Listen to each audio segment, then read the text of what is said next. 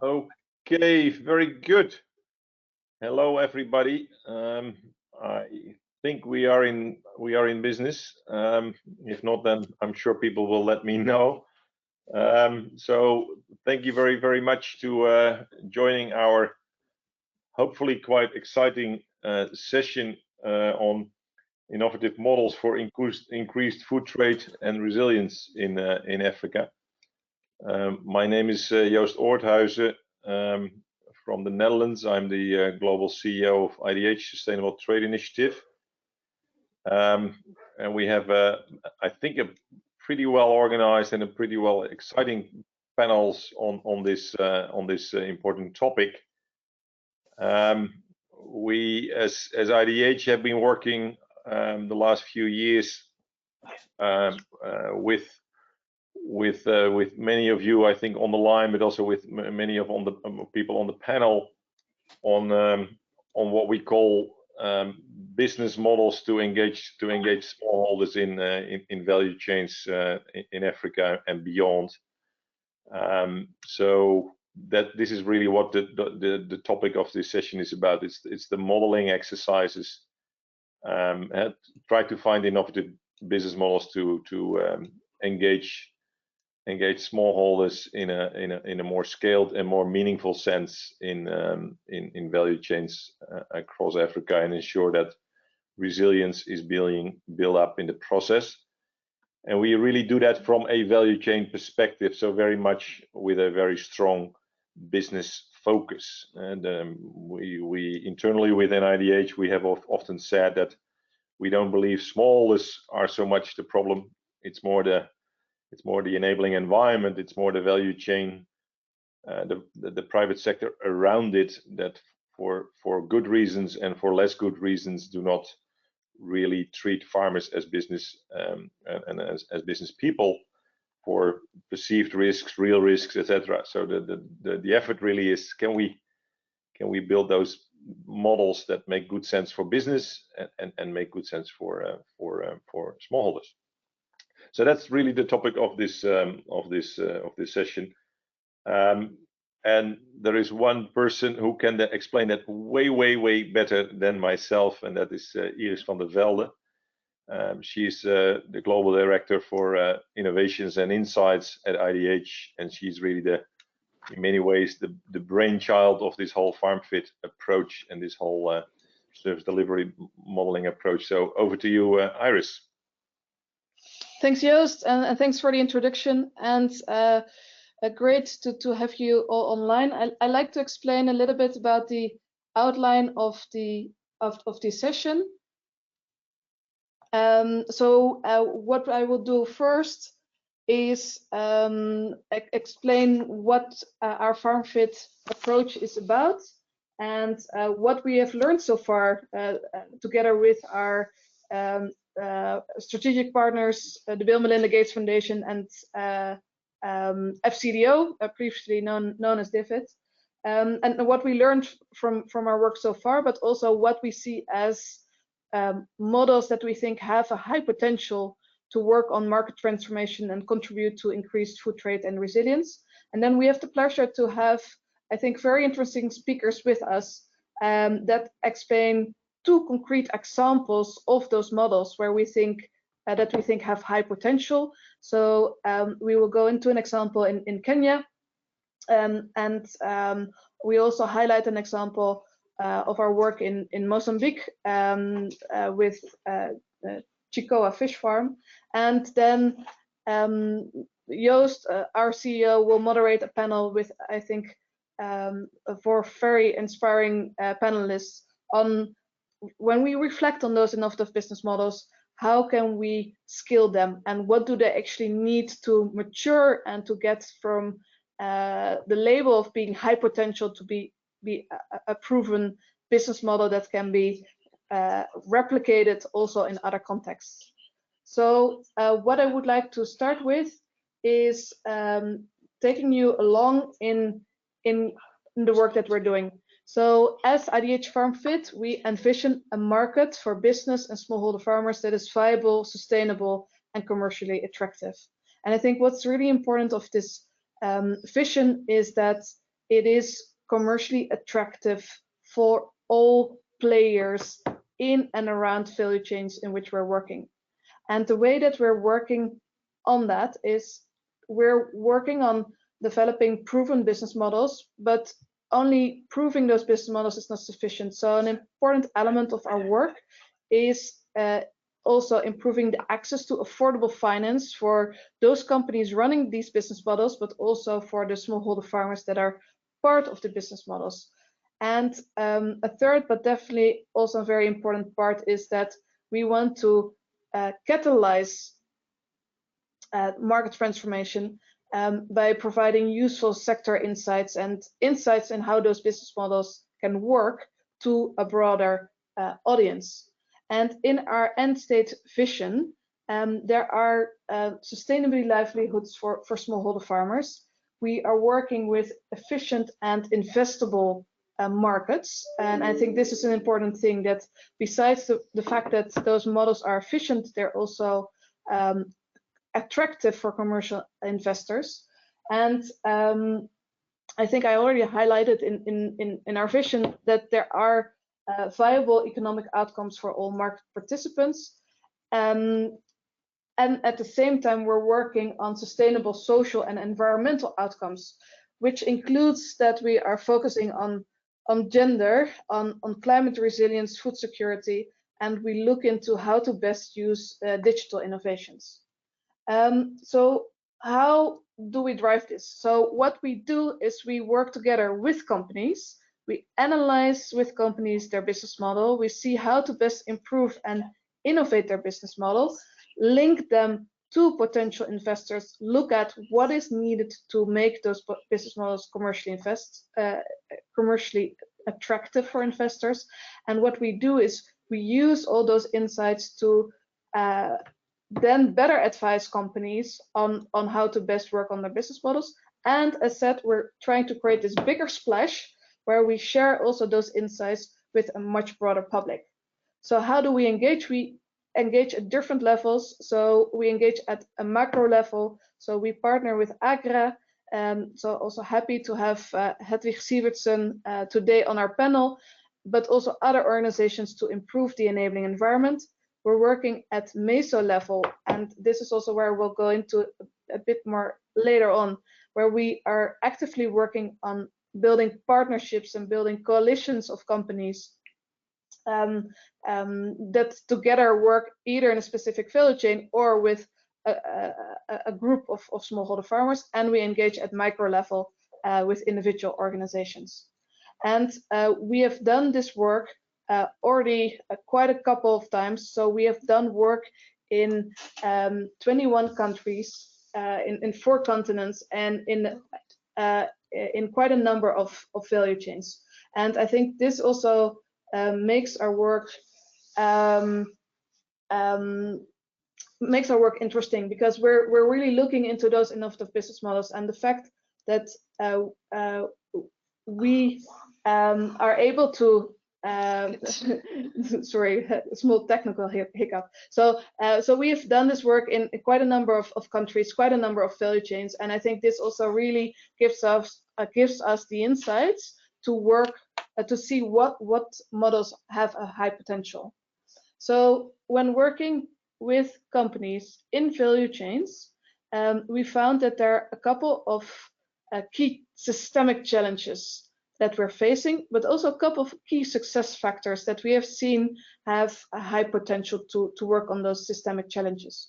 So if you look at the systemic challenges, and many of you will recognize these, you may frame them slightly differently, but we think the key systemic challenges are that there is low farmer income and productivity and a low value realization at farmer level. There are inefficient service delivery systems. So these are the systems through which farmers get access to services. And we have seen that a lot of the models that we have been working with so far have not yet been able to break even, and they're struggling to get sufficient revenue either from service fees or from sourcing efficiencies. We also see that there's a large limited there's limited access to affordable finance, and a lot of the companies and farmers that we're working with are operating in a weak enabling environment. We've also seen that there are a couple of key success factors that not in isolation, but in combination can be very effective to solve such systemic challenges. So we have seen that effective partnerships play an important role. And when we talk about partnerships, partnerships, of course, are not new. I think the partnerships that we're working in are have new elements, for example, where in a more transparent way, risks are being shared, data is being shared, but also revenue is being shared. We have seen that those models that get close to become commercially viable have scale.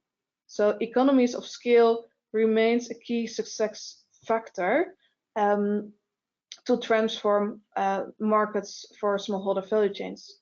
The third one are holistic services. So we have seen that, and what we mean with that is that farmers, when they receive holistic services, so that includes training, it includes access to finance, it includes access to inputs, it includes access to markets. The moment when farmers have access to such holistic services or bundled services, as we sometimes refer to them, then the impact at their business is much higher. We've also seen that those models that work better have a clear have secured their market demand and have a clear off-taker. And the last one, what we see is that tailored solutions are important, and tailored solutions are important at a number of different layers. So tailored solutions are important for the businesses that we work with. And in those tailored solutions, we don't only look at the direct economic return, but we also take into account what business can do when they take into account gender. And I think also the Chicoa case is hopefully Jerry can give a short insight into that, how gender, when gender is included, how that actually can benefit the economic side of the business. And also in those tailored solutions, we look into how to deal with climate change and what effect food security or food insecurity has on the viability of business models.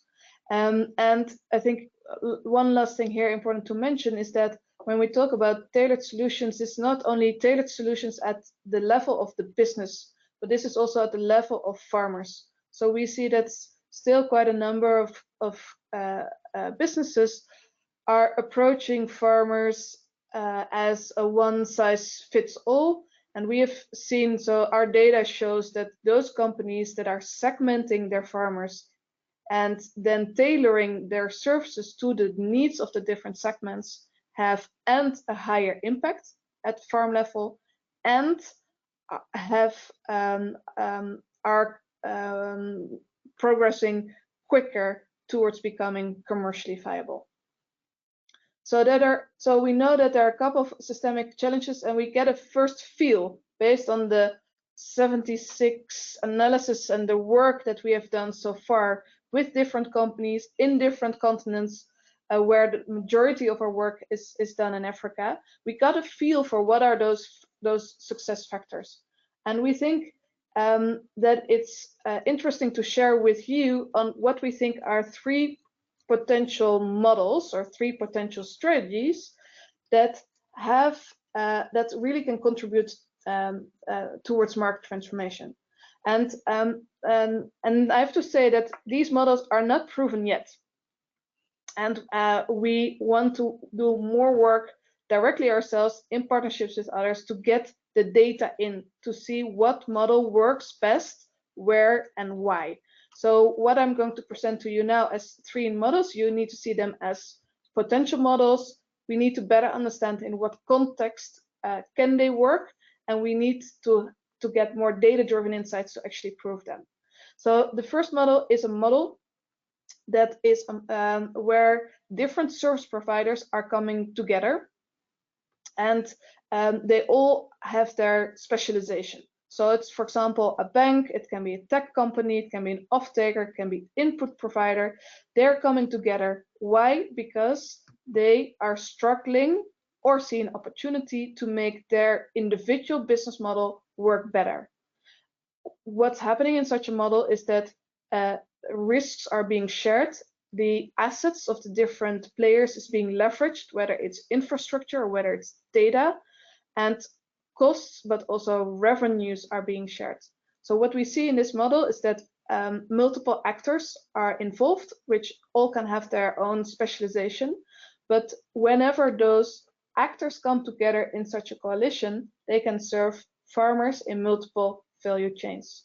So if you link it back to our key systemic challenges, this model can be very helpful in improving farmer access to services and therefore their ways to improve their income.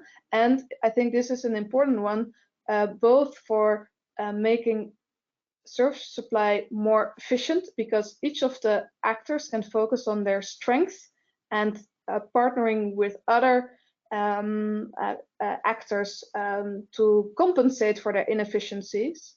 And also these models can make it interesting for investors to invest in.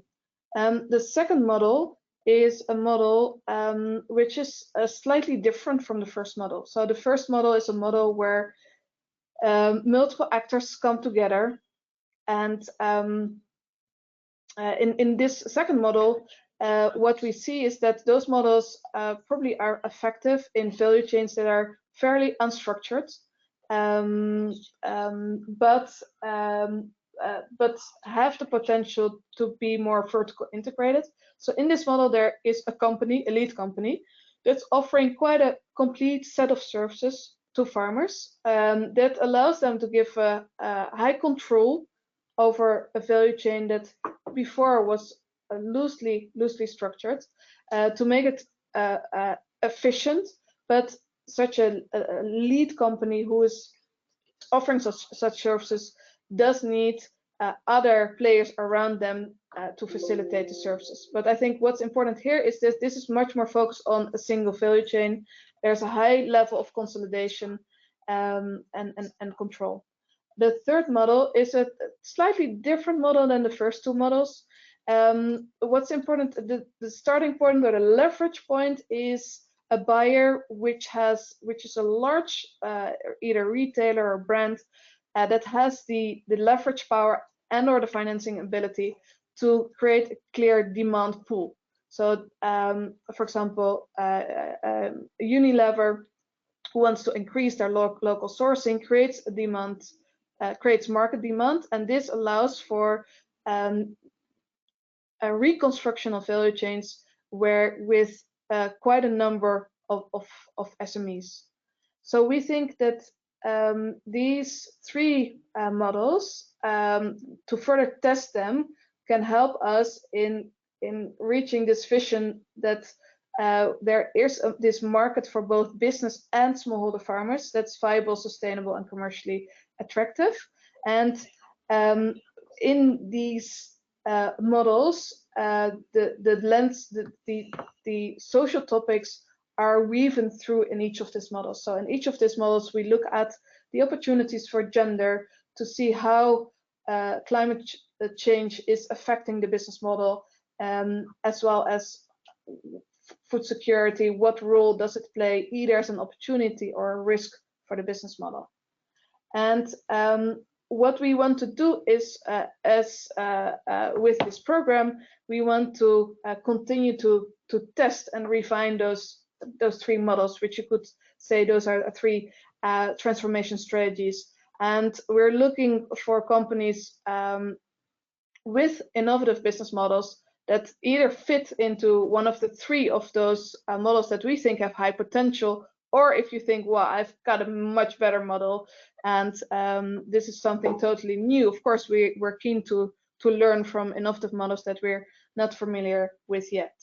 And what we can then do with as Farmfit is to improve your business model, whether you're working directly or whether you're working indirectly with smallholder farmers.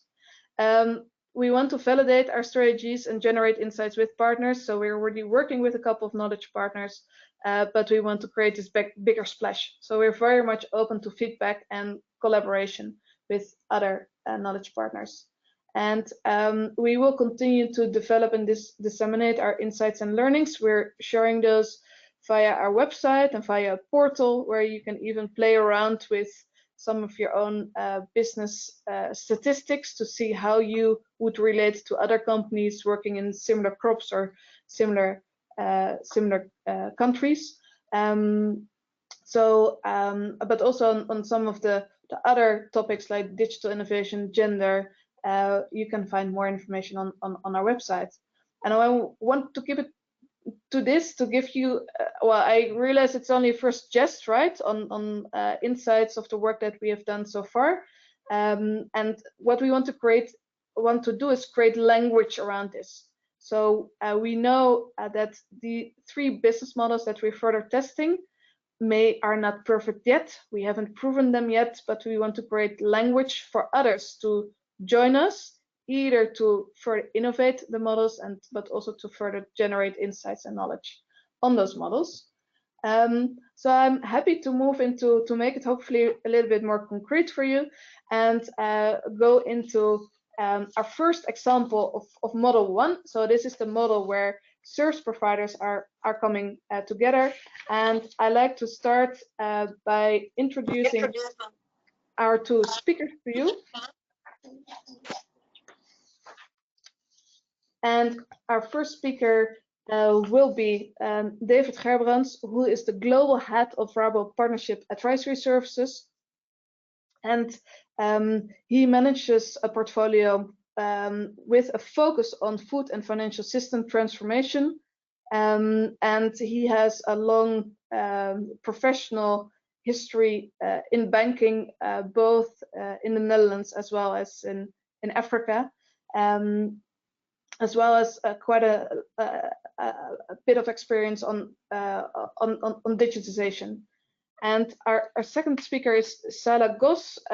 She is a financial inclusion expert, and she's currently having a position as a senior vice president running international markets for financial inclusion at MasterCard, with a lot of experience in financial inclusion, both at MasterCard as well as working before at the Bill & Melinda Gates Foundation, where she focused on innovative business models for mobile-enabled financial products. So I think, Sala, you're an excellent speaker to have with us when we talk about those innovative business models. And David and Sala, before I move to you, we would like to show a short animation to give the participants an understanding of the work that we're doing together in Kenya. And I now need to stop showing my screen, which I'm probably I already did it. Okay. There are approximately 270 million smallholder farmer households in developing countries that require around $240 billion in agricultural and non-agricultural finance annually. Formal financial institutes have, until now, failed to meet their short-term financing needs, leaving a $170 billion gap. They lack the data to understand farmers' risk and the infrastructure to reach them with low-cost products. How can we close the finance gap in smallholder agriculture so that smallholders are able to invest in their farms and families? Through innovative partnerships that leverage data and technology to reduce the risk, partnerships with benefits to everyone. Banks can increase their agricultural portfolio by providing farmer-centric services. Agribusiness can increase their efficiency and secure supply through leveraging data and new financial channels. Tech providers can develop new revenue streams by diversifying their products and improving their delivery channels. And smallholder farmers can get access to the agriculture-related information, inputs, and the affordable financing they need to grow. The UNSGSA-initiated Agriculture Finance Working Group is piloting this tech and data-enabled partnership approach with IDH Farmfit in Kenya. Together with our partners, a digital platform is set up that aggregates and anonymizes supply chain data from the field. The results provide new ways of looking at smallholders' credit scores, not only estimating the risks of farm finance, but also suggesting ways to reduce risk through the right service packages to farmers. Partners share risks and rewards. In 2021, this pilot kicks off to engage 20,000 smallholders in the coffee, maize, and soy sectors in Kenya, dispersing $4 to $6 million in loans. By working in partnerships that leverage our collective strengths, we can close the gap in smallholder finance. Will you join us?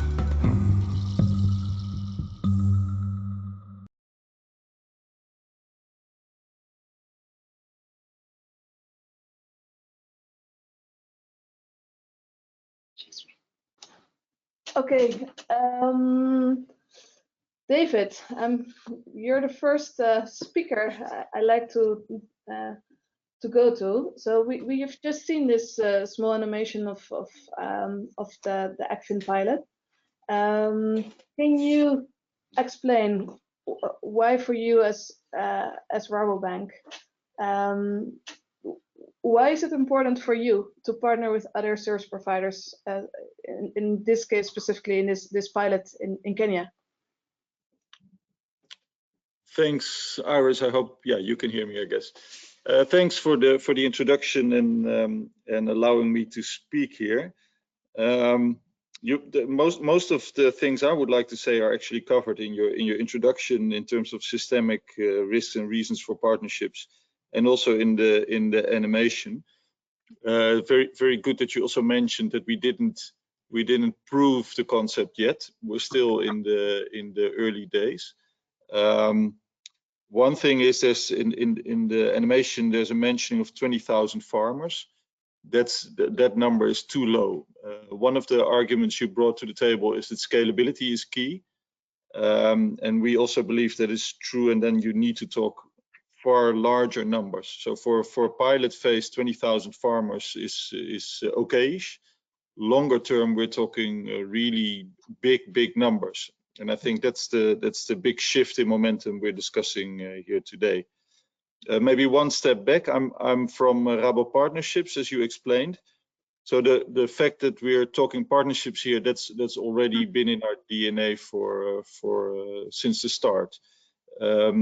We've always partnered with financial institutions in emerging economies in Africa. And by bringing Rabobank's knowledge and network in agri finance, but also in plain banking, we capacitated these institutions to go down market, scale up, reach targets in terms of financial inclusion. And in all honesty, there's always been a sort of an opportunity that we felt we could have performed better, and that's really reaching out to the smallholder farmers. So we're very proud of our track record in terms of partnerships with financial institutions, but just this last mile and reaching large group of farmers, we've worked a lot with cooperatives, of course, but there's always been this part we haven't fulfilled yet. You also mentioned segmentation. We work with large farmers all over the world. We work with large F&A players all over the world as Rabobank. And I think those are critical parts of the equation as well. So the partnerships strategy is focused on banks, but we like to bring in the F&A players to the equation as well. Now, when you look at the specific example in Kenya, this example is really a partnership between local institutions, be it F&A players and financial institutions, and also together with IDH, of course. But at the core is also the partnership we as Rabobank have designed with MasterCard. So together with MasterCard, there was this feel that there's this momentum in terms of digitizing the world, I would say, but especially in agriculture, that provides an opportunity. And MasterCard was already exploring this opportunity, and Salah will tell you more about it later on, with the MasterCard Farmer Network, where they brought in their experience and strength in terms of offering payment services, transaction services, understanding how to scale up. And we'd like to think that Rabobank brought an extra dimension to the equation by bringing in credit scoring capability, understanding food and agri. And by combining forces, we would be able to scale up faster. So the partnership is exactly as you described. It's based on mutual costs and mutual rewards. It's business oriented. So we feel, and this is also very new to Rabobank, that smallholder farmers are not just a group that's been forgotten too long. It's by now also an interesting market. And we feel this is an interesting market because of two things. The digital opportunity provides, for the first time, I would say, a tool to have very, very low transaction costs to reach the farmers. So there's a huge upfront investment to connect farmers to platforms or other solutions. But once you've done that, the transaction cost of reaching them is very low. Because of the scalability, there's a much easier play for financial institutions in terms of risk diversification. So financing a smallholder farmer is virtually impossible in terms of risk profile. Financing 100,000 smallholder farmers becomes a very different play for financial institutions. So by scaling up, we believe we can sort of crowd in the banks as well. It of course needs a bit of startup convincing. So that's why we're very happy to work with IDH as well. But over time, it opens up the market. Now, specifically in Kenya, like you've already mentioned, it's not just the banks we work with, but also the value chain players. So you've seen on the slide that there was mentioning of ETG and Ecom. And I would also like to mention the farmer producer organizations that are active in the chains. So it's a sort of a very complex mix of designing these partnerships, allowing for all the parties in the value chain to participate, to have their own business case, that makes it possible to reach out to the smallholder farmer. And then on the smallholder, sorry? Thanks, David. I think what you just highlighted. I'm taking too much time, or? Almost. I think, but I think what you highlighted is really interesting, right? That you say all smallholder farmers has become an interesting market, and that's due to what digital can do, which first requires investments, but on the longer term allows for low transaction costs, and digital allows for scalability. And I think that was my perfect segue, David, to move to Salah and ask you, Salah, how this model. So and right, we 20,000 farmers is not yet big scale, but as you say, David, right, we need to prove the concept before we can scale. Salah, can you take us along a little bit more in when we do get to a proven model? How can we scale and replicate this model to improve food trades and resilience? Great, and I hope everyone can hear me okay. Thank you, Iris, for that, and thanks, David, for leading in. As usual, you took some of the words out of my mouth, so I'm sorry. Repeat some of what you already said, but even going a step further back in Iris's presentation, talking about business models and things that are key, like key tenets of success, mentioning partnerships, economies of scale, holistic services, tailored solutions. That's music to my ears, because I think that's what's really important for our model, which was very aptly described as sharing risk, activity, and cost. And so sitting in MasterCard, which is a technology company, we're used to looking at the tech approach. But when you think about scaling, it really comes back to fundamentals and using that technology approach, making sure it's reliable, replicable, scalable, but doing it in a very human way. And what I mean by that is really building for the customer in mind, which in this instance is not only the smallholder farmer, but smallholder farming communities. And so we have use cases that are fit for the 4 life cycles post pre-harvest of a farmer. So they have the resources and services they need. But I think very importantly is underscoring that we're designing for an ecosystem. So each one of the use cases that we can design for, whether it's needing inputs, whether it is needing different value-added services, very clear from a business model and a technology approach that there is an information flow, as we talked about, and service providers involved in all of these use cases. So what our partnership does, which David mentioned, and which it must do to scale, is really taking into account all those different connections. We often talk about smallholder farmers as price takers, but I also think they're service seekers. And they spend an inordinate amount of time looking for services. And that's not only impact killing at the farmer level, but when we talk about these business models, it kills the business model as well, because what it's doing is reinforcing very expensive and exclusionary silos. And necessitating the farmer to have multiple service provider relationships. And so the way that we're constructing the partnership, as David says, is complicated, but I think necessarily complex is what I would say. And I think there's 3 things that happen and will happen at scale if we do our job correctly. The first one I mentioned a little bit is, so the farmers stop having multiple relationships with service providers. That's not only burdensome, but it also means that it's a hugely expensive or large cost to serve the farmer. That means we are being redundant and repetitive in acquisition of farmers, onboarding, and servicing. And this is why you have economic models that are very hard to prove. And by the way, although we are a tech company and this is a tech-led solution, when we talk about innovation, we actually do more innovation in business modeling than we do in technology. And I think making sure that the farmer is at the center of everything we do so we don't have duplicating costs is probably the #1 thing.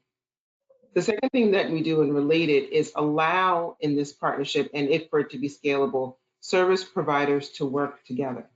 So that means that service providers can focus on the thing that they're good at, not having to worry about capturing a complete disjointed and complicated value chain, but plugging in where they find value and also expending costs where there's value. And this is sometimes called a cooperation. This is sometimes called, doing what you're good at in terms of sharing. And it's something that I think Rabo's DNA is built on, as well as MasterCard, is really being a network organizer, doing the tough, scalable parts across multiple countries so local players can plug in. And quickly, I think the last thing this does, and David touched on it a little bit, is this is a private-private partnerships constructed such that both entities can bring their best assets to bear. But what that does is it adds more precision for a private-public partnership.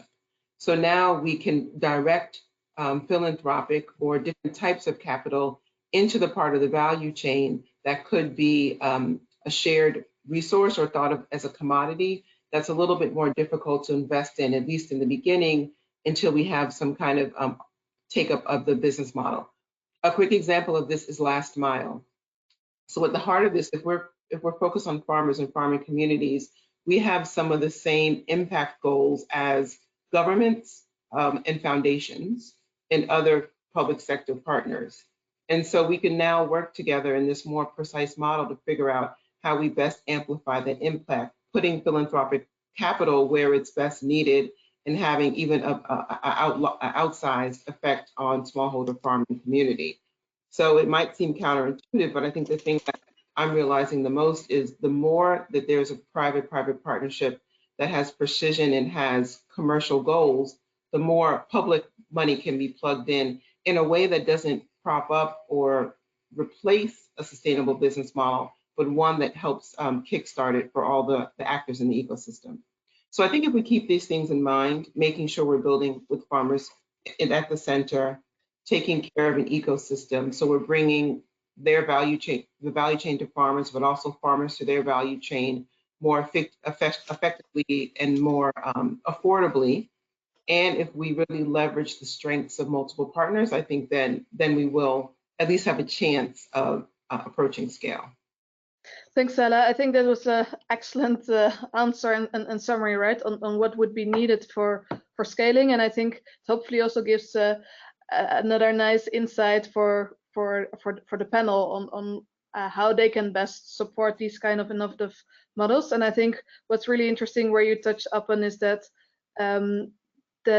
this model can really help in limiting the duplication of costs, so that there are now multiple relationships with multiple service providers, which is not efficient, and service providers not yet focusing on their core strengths. So I think you clearly highlighted that there are a lot of efficiency gains, and also efficiency gains, you could say, in where the public sector comes in and being more precise on where exactly philanthropic capital would be needed. Thanks, Ella. I think that was very interesting. I'd like to move to the second example, which is the model 2, where the example is the Chikoa fish farm. First, I'd like to introduce our 3 speakers here. The first one, Jerry McCollum, who's the CEO and founding shareholder of Chikoa Fish Farm. He has loads of experience in aquaculture, more than 20 years, and he has worked for the last 15 years in Zimbabwe. And he designed, built, and managed the feed plant and a EU certified processing plant. And he will explain more about his business model in a minute. Our second speaker is Mike Vellings. He's the managing director of Aquaspark. He helped build tons of different companies, and he believes in the potential for business to create durable solutions to complex world problems. And he launched Aquaspark in 2014, which is the first fund dedicated to sustainable aquaculture. And as a third speaker, we have with us Roel Messi, who's the Chief Executive and Investment Officer of IDH Investments Management, and managing a 100 million fund, which is called the IDH Farmfit Fund. And he has a long experience in investment management and banking experience, and has worked with FMO, but also with ABN AMRO in the past. And what we would like to do is first, in a similar way, via short animation, give you an understanding of what this is about before we go into and ask our speakers more detailed questions on this model.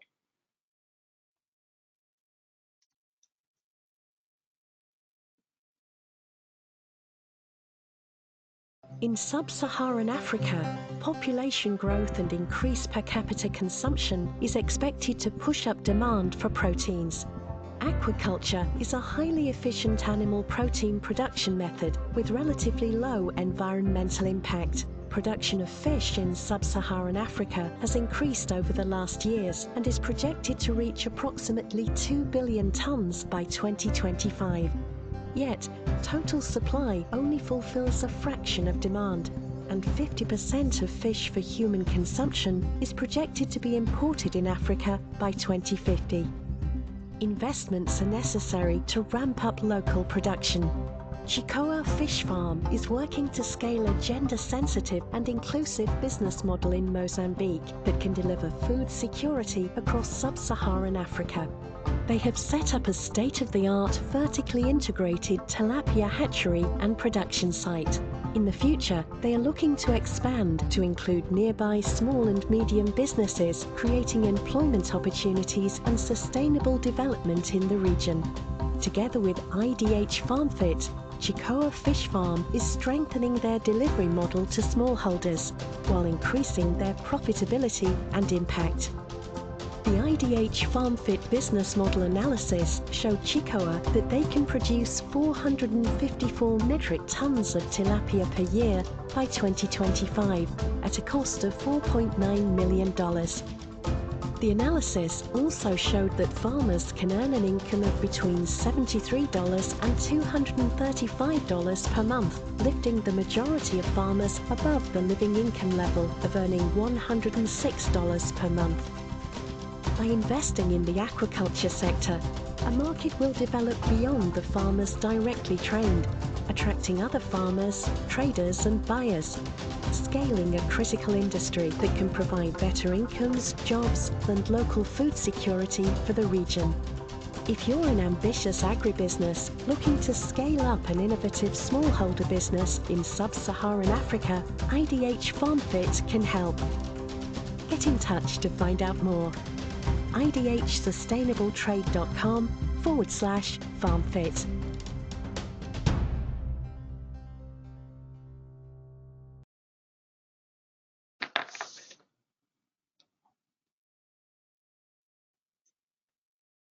I'm moving to you, Jerry, and trying to do the technicalities at the same time. Seems to be working. So Jerry, I hope this gives a first nice intro on the model that you're deploying. Could you explain in a bit more detail what you think are the critical elements that make your business model work, and how you build resilient business that engage smallholder farmers and SMEs? Can you elaborate a little bit on those two questions? Thank you, Iris. You can hear me well? Yes.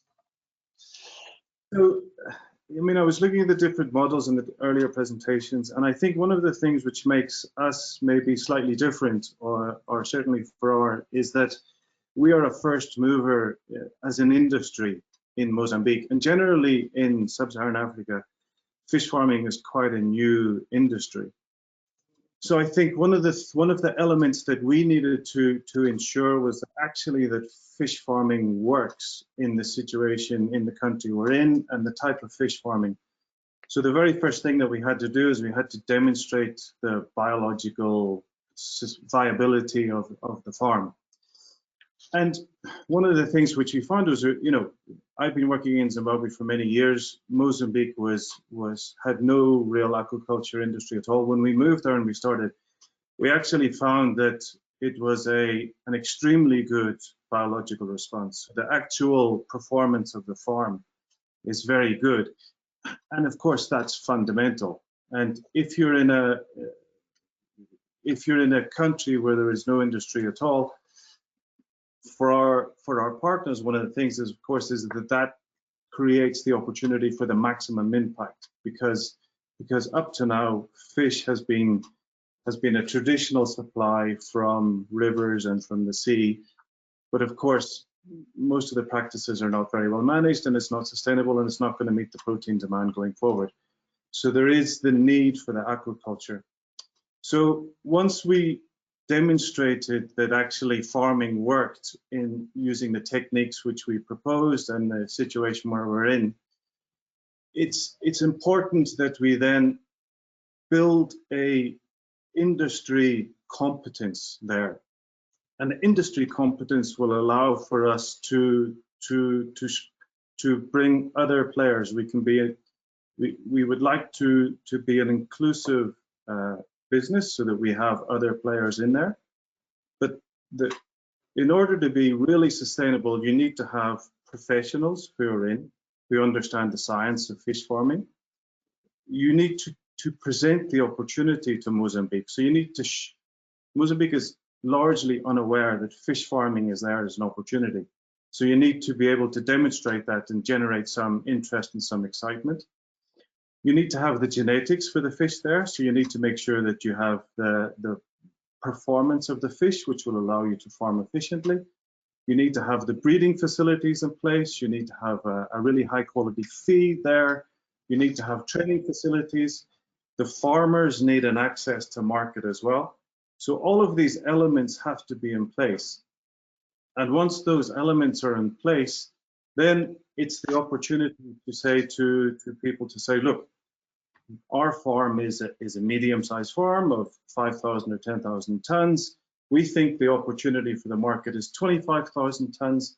We would like other people to participate in this industry, which makes sense for us commercially because we can stay involved in supporting the value chain, but we spread the risk of the production. And we start to include small commercials and outgrowers in this industry, all feeding into this growing market. And I would say that, you know, where we are now is we are at the point where we are trying to consolidate the core business and try and get all the core competencies really well established. I think that we as a business have been lucky to have Aquaspark joining us, joined us in 2015 and supported us. We have IDH coming in now. And I think there has been an element of good fortune for us to be able to find these partners who are able to support us with financial institutions. Aquaspark is very much about sustainability, and they really supported us in how to develop our business in a sustainable manner. We want to try to look to remove mammalian and avian and other animal byproducts from our feeds. That's been a really sustainable push for us. I think IDH is coming in and showing us how we can realize this inclusive model. And having them come in at the early stage of the business has been really good because it allows us to tailor our business to be able to fulfill these objectives rather than to have to try and retrofit it into a commercial business. But I do think as a region for sub-Saharan Africa and as an industry for aquaculture, if there was a more structured way of providing the finance and a more structured way of tailoring so that we could be able to get the structures, the financial structures in place to be able to realize all of this, then I think it would benefit the industry as a whole, because we have rather ad hoc. We spent an enormous amount of resources looking for finance and looking for partners. I think it has made our development a bit slower than it would otherwise have been. So if there was overall a more structured approach to financing both aquaculture as an industry and the more inclusive aquaculture aspects of the industry, I think that would be a real accelerant, because I think everyone is aware that the opportunity is there. We just need everyone to be pushing in the right direction. Thanks, Jerry. I think that's also a clear, nice segue to the panel later on, for example, what a player as FMO could do in this arena, right? So I think you clearly indicate that there's a need for more structured way for finance, not only for your core business, but also to do to include the inclusive aspects of your business model. And thanks for explaining how you've built up the business and also how what's needed to further scale it. I like to move to Mike. So in your role as a managing director of Aquaspark, and Jerry indicates that you have been involved since 2015 with Chikoa. So what are your ideas? How can we replicate this success across Africa?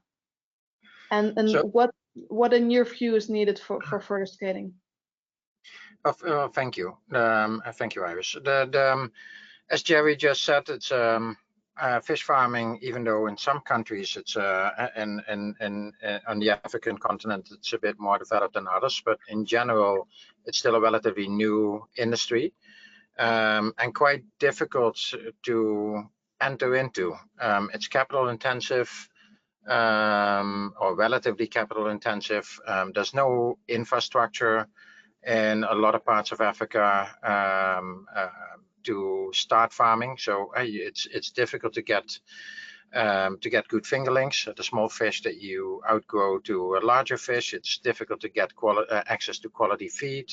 It's difficult to get access to financing, to training, etc. So we think that building out different hubs and more hubs like Chicoa that are fully vertically integrated with its own fingerling supply, its own feed supply, training, partners with finance, etc., where we can actually really build regional infrastructure, build a core farm that can sustain all of the infrastructure, but then make the majority of the business around spreading this into smallholders and medium-sized businesses, picking up the same practices together with regional governments.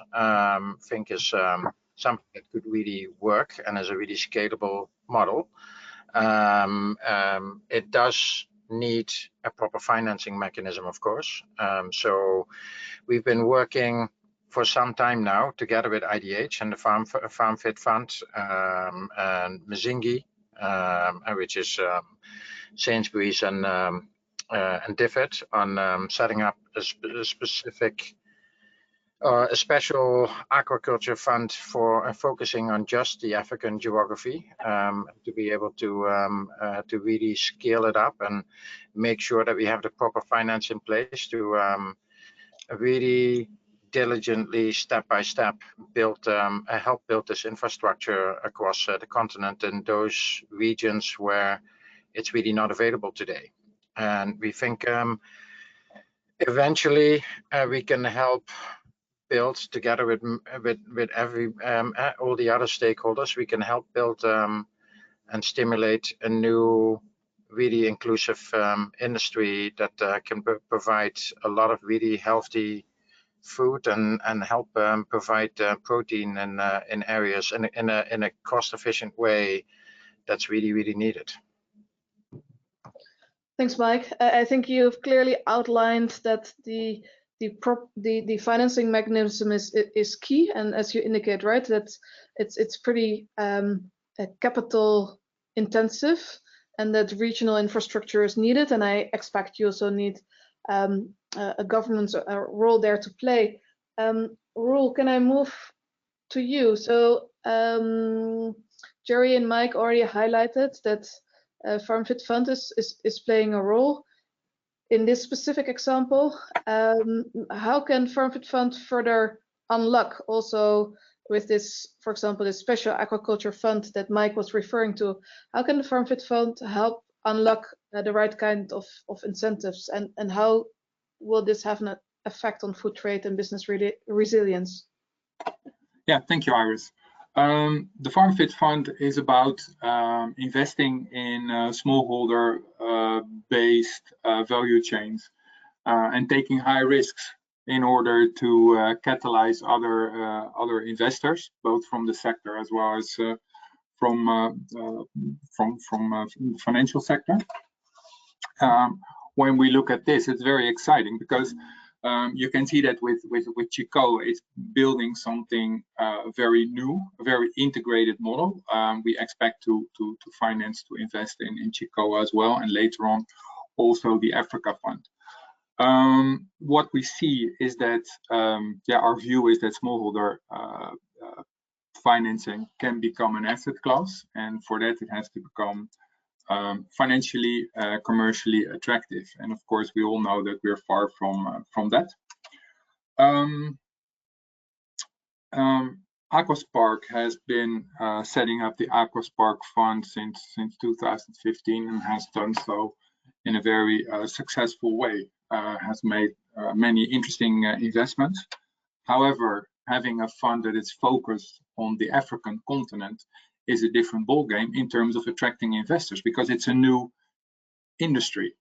So it's very difficult. So that's really where the Farmfit Fund comes in, because we can come in an early stage. We can take higher risks than others can take.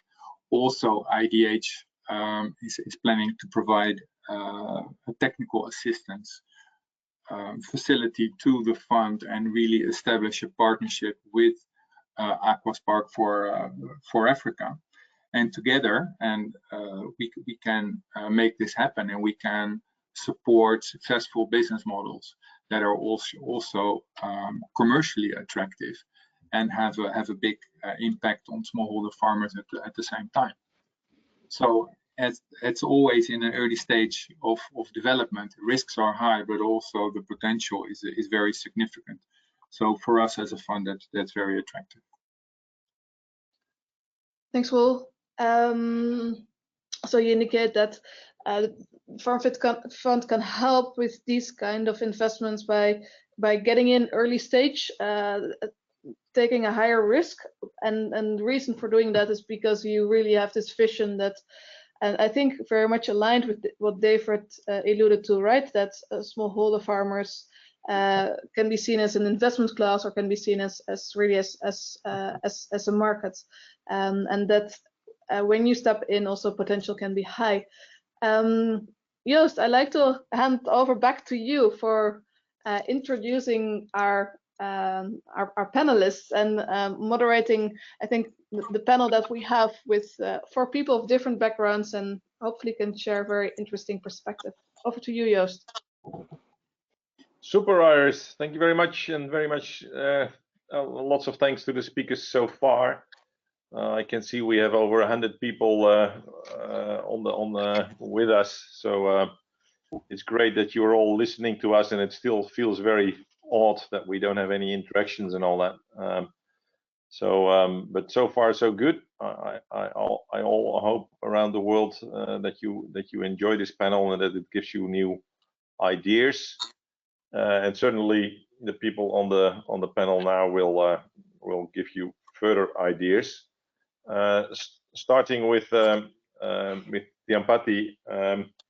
Mr. Tiampati, we know each other already a very long time. You're the CEO of KTDA in Kenya, and I'm sure I have the numbers wrong, but last time I heard the numbers, your organization has 550,000 smallholder farmers in Kenya as members to the organization, and you run 70 tea factories, and I'm always super impressed with the KTDA. If only there were more KTDAs, then many of the problems that we're talking about are no longer there. And I'm also, if you allow me saying that, Mr. Tiampati, I'm also super impressed with how you lead the organization. And I know you hate me saying this all, but I just wanted to share that. And so starting with you, so you have an awful lot of experience, of course, in leading such a phenomenal organization. And if anybody has experience with the right business models to engage smallholders into an enterprise and making sure that the enterprise is profitable and sustainable, but also that the smallholders are profitable and sustainable, then I guess it would be you, Mr. Tiampati. So if you would be so kind to share us, give us a little bit of your wisdom on what you feel works, right? What is it which business model, what is the essence of profitable and sustainable business models with farmers, in this case your tea farmers in KTA? Please, over to you.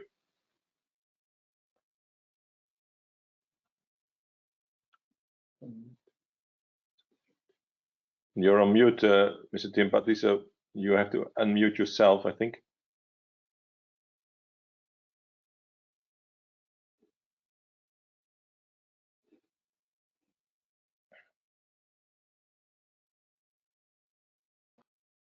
Hello? Yeah, there you are. Yeah. You can hear me now. Thank you very much, Joost. Good afternoon, all participants. Thank you very much for that introduction, and thank you for having me at this very, very important forum. And listening to the other speakers, it takes me back to about 60 years ago, when KTDA was in a similar situation that they find themselves in. But here we had smallholder farmers who had no knowledge on how to grow tea. They had no processing facilities. They had no market. They had no source of financing. Therefore, a very ambitious target for the government then was, how do you organize these people in a way that they can be able to come together at the grassroots level, grow tea, give them support in terms of extension services, put up processing facilities where they can take their leaf and then find a market through which this tea can be sold. And it was being sold in the auction in Mombasa and onwards onto the international markets. So that really is a situation that we found ourselves in many years ago, with barely less than 20,000 farmers. And we were able to do that successfully through the support of the government. The government was able to give extension services, that is the technical side of things, the kind of tea to grow, the soil conditions, the fertilizer application. They were able to get financiers to put up the processing facilities, and then the loans were repaid by the farmers through deductions from their tea deliveries to the processing facility. And then, of course, the sales of the tea was done into international markets. So this whole chain had to be built, and you had to actually get partners to be able to work together to achieve this.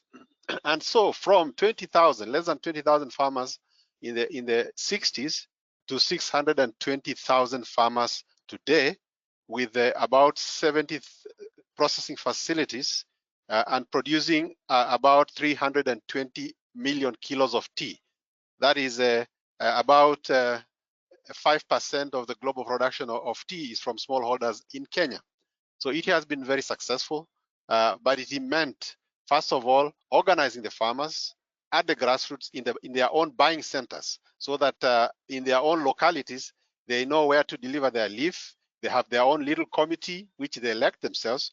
They have a chairman, they have a secretary, they have a treasurer, and these people are able to deal on behalf of the farmers with the tea factory to ensure that the collection of the leaf is done by trucks from the factory, quality control is done, and the weighing is done accurately so that the farmers know how much tea that they have delivered to the buying center. And then this is taken on to the processing factory, where again it is weighed, it is processed into made tea, and then transported to the auctions in Mombasa for onward sale and shipping to the international community.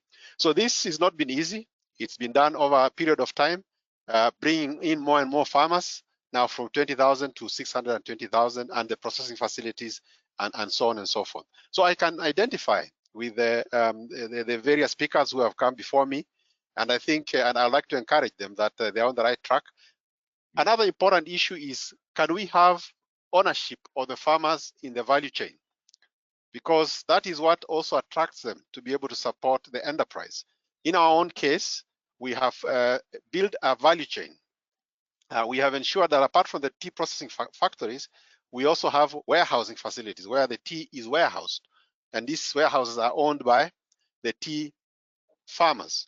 Then the management company that ensures that the processing facilities are run properly, that the right human resources and services are available, is also owned by the same tea farmers. And then we have even forward integration, where there is a company that packs, brands, and distributes the tea. Now, another very important addition is microfinance. We realize that apart from funding the enterprise, which is done very successfully by financiers, both local and international, farmers also have their own needs. They have their own needs in terms of paying school fees and other things, medical and so on. And so we set up a microfinance company where we get funding from international financial institutions, and we on lend to farmers. Very, very small loans, average of about 20,000. And we deduct this from their tea deliveries, which they make every month. And therefore, the farmers are integrated into the entire value chain, and they feel the ownership, and they are able to elect directors, ensure that their sons and daughters are employed within the value chain, and so on and so forth. So I think it is very important, and I think that I like to encourage the other participants to actually look at this model, tea model, because it has been very successful here in Kenya. Yes, super duper. That's very exciting, Tiampati. Maybe I'm being told that we need to move on, but just to one quick question to you, Tiampati, is that in my mind, these things are easier to organize when it comes to perishable crops, right? Like tea or milk, right? Because you have such a close relationship with the farmer. There's that quality specs. But what you said, I think, is highly relevant, right? And also your point on ownership.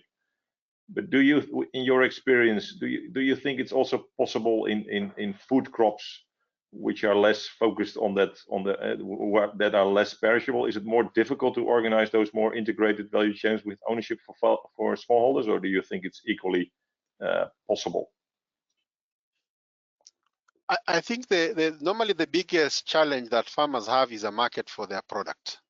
Right. If you can establish a market that that can be consistent, and then they know that once they have delivered their crop, whatever it is, to the warehouses, then and they are going to be in due course paid, and therefore the product is sold, then they will be able to support this entire model. So I believe it is possible, not just in the perishables, but also in the other crops. I think the important thing is the market, and then the support services along the value chain, so that the farmer finds it easy to grow his crop, to harvest and deliver to wherever it is that they need to deliver, and then they get paid regularly for it.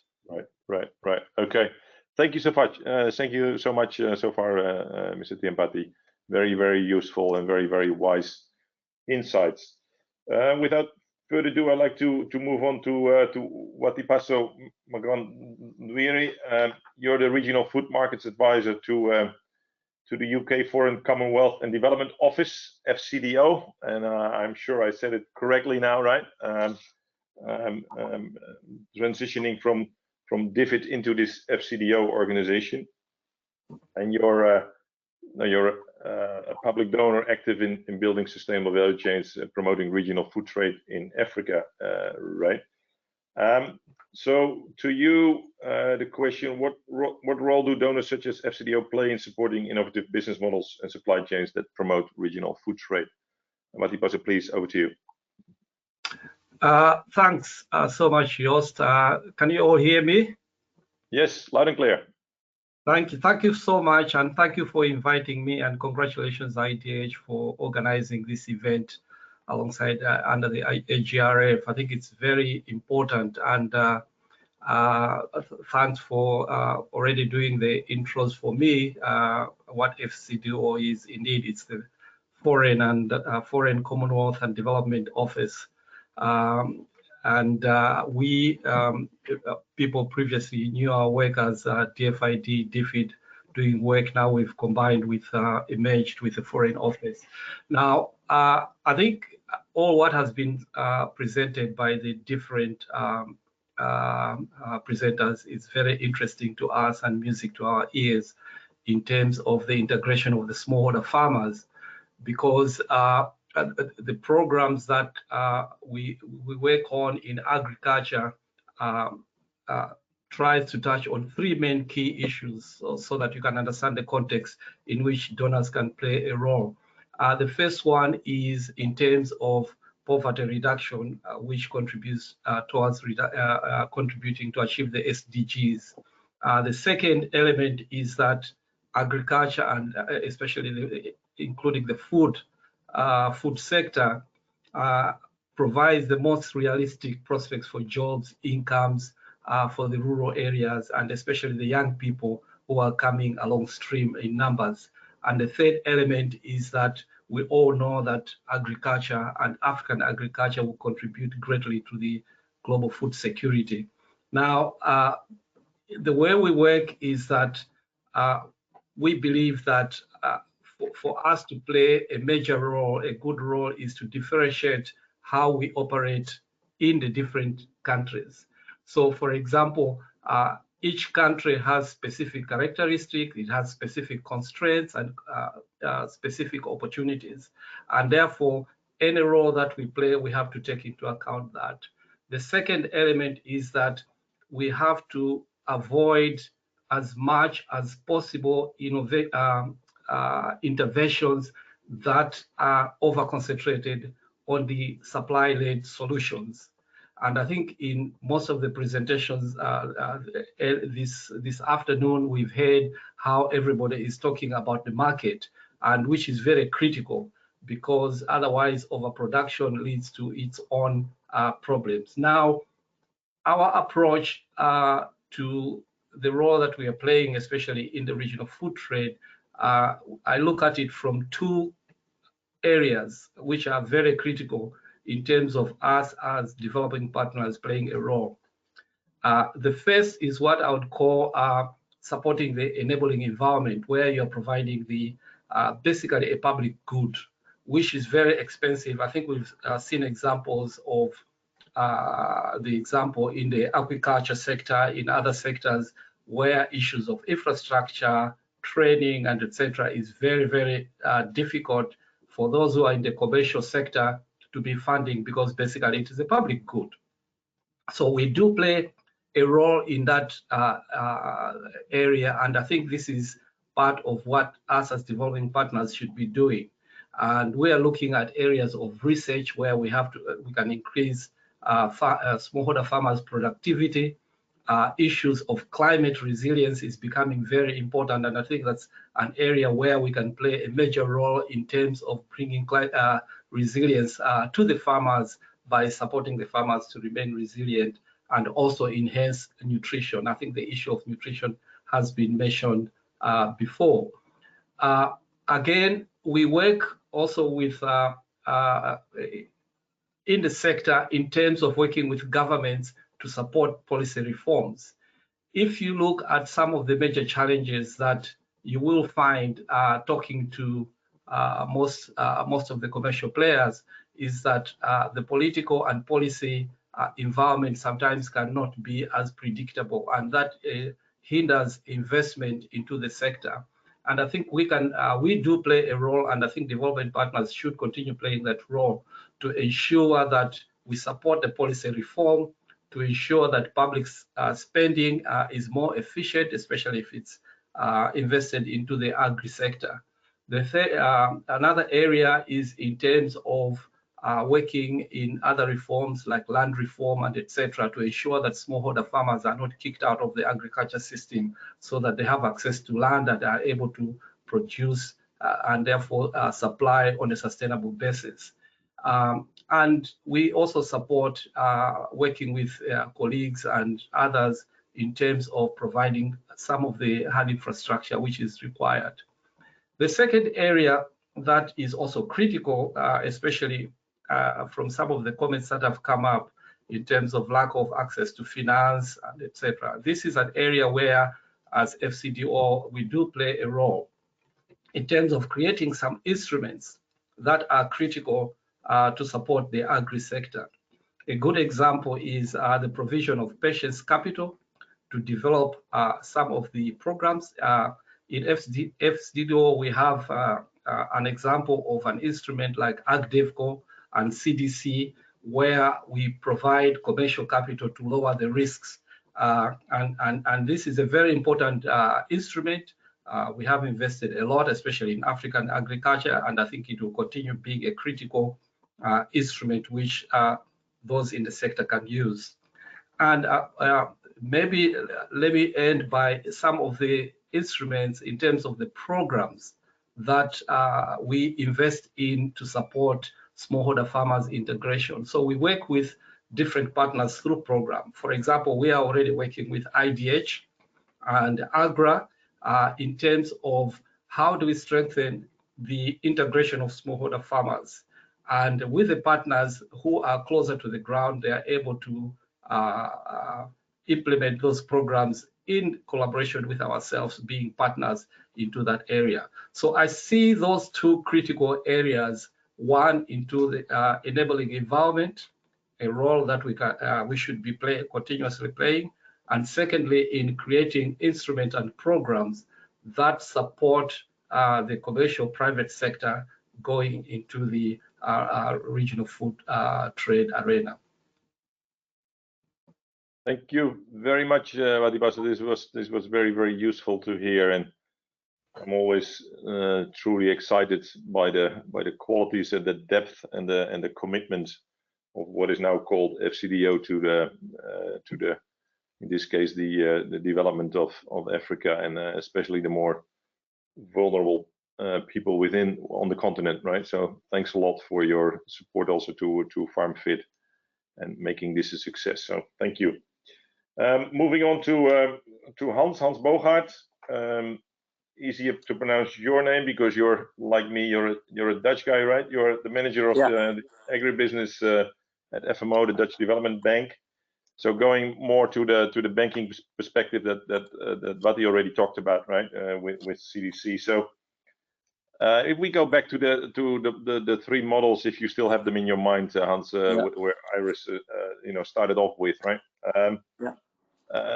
Does that help you as a bank, because you're looking for de-risking arrangements, right? So in this complicated space, so can you tell a bit what does it take for a development bank like yourselves to do investments at scale, and how do these models help you? Thank you. Yeah, thanks, Joost, and thanks for inviting me at this very interesting forum. Yeah, it certainly helps, and yeah, I work now for maybe 10 years in this spectrum. First with Rabo, also together with David, now FMO, and you can indeed identify a couple of main models, and the partnership model. Then that's the first one. The second one is this more all-encompassing integrated model, and I think Babangona is also a nice example in Nigeria, whereby all services, everything is governed or managed by one group almost. And KTDA, I think, is also one of such models. And the third one is where you have one big off-taker, let's say. So, I mean, all these models have their advantages, disadvantages, and it's also, there's like a natural sequence what you often see. I think you often start with contract farming, and then what you hope to see is that these contract farmers or these smallholders, that some of them evolve in more emerging commercial farmers, right? That there's a sort of natural evolution in that, and I think maybe that's something we haven't discussed, and how also to stimulate that. I think that's also very difficult, and that's maybe also one of the disadvantages of many of these models, that they maybe leave not enough room for tailor-made and for a more segmented approach. So everything is on smallholders oriented. How can we make it also a bit more specific for the ones that can maybe evolve to commercial smallholders, as a side note. But for the rest, as you say, I can only echo what you say on KTDA. Not enough KTDAs. Babangona is the second one. That's why we so far have focused very much on the integrated traders. So the Sukafinas, Ecoms, ETGs. The disadvantage, so to say, is that they are not owned by farmers, but the strong advantage is that they have power, market power, and they I think have a long-term interest in supporting smallholders, because that's their basically their only raw material supply coming from. So we see a lot of possibilities with these type of traders. At the same time, it was difficult for us at FMO as a wholesale bank to really invest in impactful, let's say, smaller projects. If you look how long it took us to get Babangona off the ground, it was really labor intensive. So, and we also look at working with IDH Farmfit fund type of fora, and there are not that many. Another one is ARAF, a Human Resilient Agri Fund, and that helps us leverage our own capacity to make more impact on the smallholder front. The third way we try to make impact is through banks. I think that's in the end, I think banks have most opportunity to also segment their approach, right? So they can develop smaller products, they can develop SME products. So we're also a strong believer of investing in banks. So far, the difficulty was getting them interested in the smallholder and the agri-SME segment.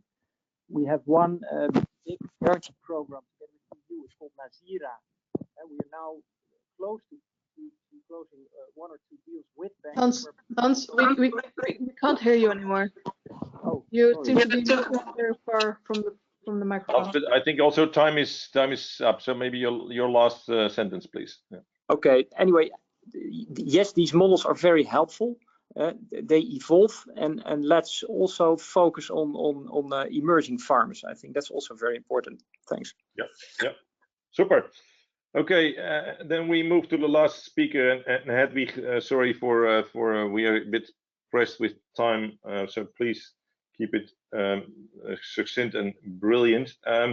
Hedwig is the head of inclusive finance at Agra, and she's the expert on inclusive finance and related policy issues. So let's move on this inclusive finance dimension to it, Hedwig. And of course, this is even more challenging now in the whole COVID-19 era. So what do you feel that those innovative business models that we talked about, right? How do we bring them to scale, and what role can inclusive finance play here? Please go ahead. Yeah, I think what we have all seen and discussed is really great. I think that the crux is really in getting companies organized around business models. And so for me, the focus shouldn't be so much on farmers getting access to finance. I think farmers need access to inputs and markets.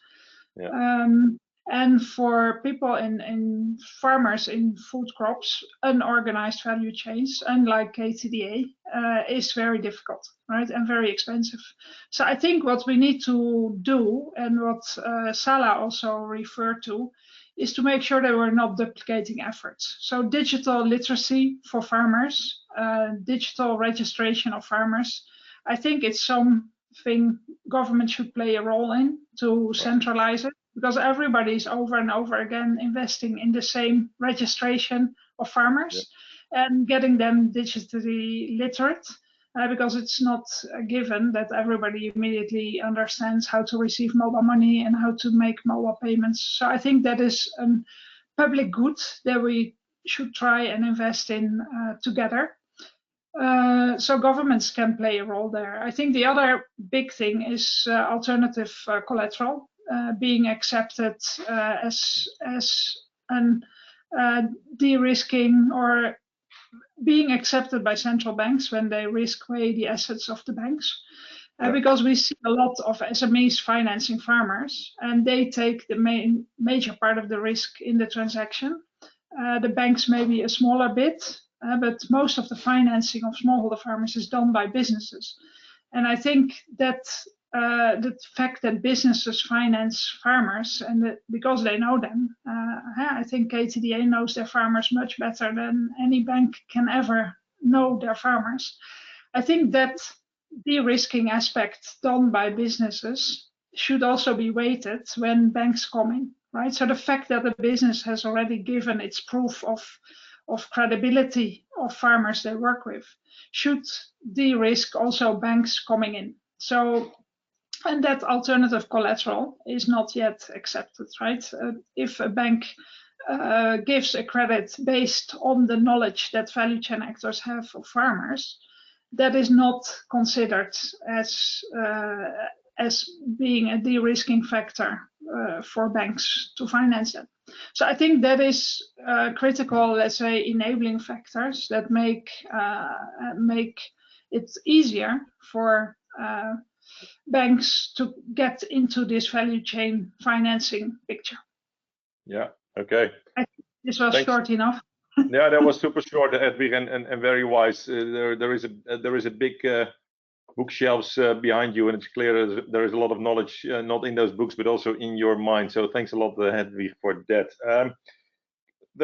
This was the panel. I bring it back to Iris. Maybe I think it's fair to say we're still in a pioneering stage, but we are, I think, pioneering much more intelligently than we did a few years ago. So that's good news, I think. But it's not yet an asset class, right? And we still need to find the scalers. I think Tiampati said, as long as the market is clear, then that would be that's a big helper. Ownership, I think that was mentioned as a key thing, and I would second that. How can we find models where farmers are not just raw material suppliers, but also owners of the assets and the value add processing facilities in the midst? The policy space, by what he indicated, right, that is super important, like what Hedwig said, for instance, the digital registration as being one of them. Hans focusing on the emerging farmers. Don't go for the smallest of the smaller farmer, but go to that emerging group and contract farming. And yeah, and then I think what Hedwig says is very powerful, right? That business can play a big role in de-risking, also for banks and financial institutions, because they have so much intelligence in the value chain on how cash flows work and which farmers are performing better than others. So with those words, Iris, over to you for your final comments. Thanks. Thanks, Joost. And I think you did a really nice summary of the key takeaways of the panel. And indeed, I think we are working on those models. I think we got a couple of really interesting ideas on where to further reduce inefficiencies. And I think that's also maybe a very interesting topic, Hedwig, to further work together on this digital identities for farmers. Any companies that are working on innovative business models should get in touch with our team, as well as knowledge partners who are working on market transformation. As Joost indicates, this is something we're still testing. We need to prove what we want to end up with is a clear playbook, which you could see as a cookbook that could be used in the future by companies, investors, governments on where to best invest in, depending on which context you are. We will produce more insights and share those through our website. And we really welcome you, because we realize that this has been a very much sending of information session, for which our apologies, but we very much welcome further questions and discussions, and please contact us via our email address. We're very happy to continue the discussion and have more interaction. And for now, big thanks to our participants, our speakers, and our panelists. And we hope to be in contact, and hopefully next year give you an update on which models have proven elements and where to continue to work on. Thank you very much. Thank you all. Bye-bye. Thank you.